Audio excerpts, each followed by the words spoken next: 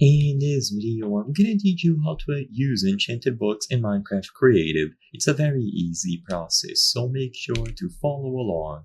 In this video, I'm gonna showcase how easy it is to apply the enchantments from a book into any item. So I'm gonna be teaching you how to do this with a sword, but the same idea can be used with any other compatible item. So a pickaxe, a shovel, an axe, and so on.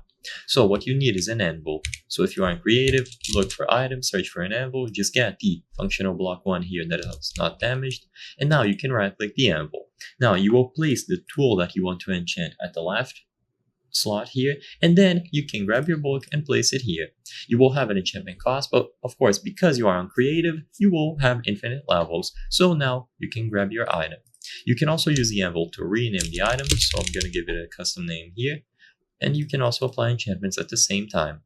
So this is all you have to do. You can also mix enchantments together like this. So if I grab a book with sharpness and another book with knockback, I can get a book that has both sharpness and knockback.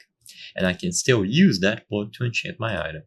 Now, if you try to apply an enchantment onto an item and nothing happens like this, it's most likely because you are trying to apply two enchantments that don't work together. So in this example, sharpness cannot be used with venom arthropods. Other examples would include using silk touch and fortune in a pickaxe at the same time. So if you try to apply a book and it doesn't work like this, it's because this item cannot have two enchantments at once.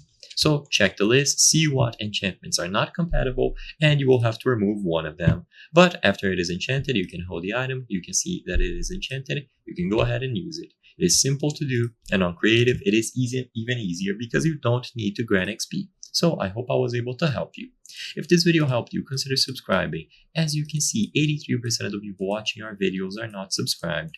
If you subscribe, you can help us from the channel make higher quality videos. Thank you for watching, and I'll see you on the next one.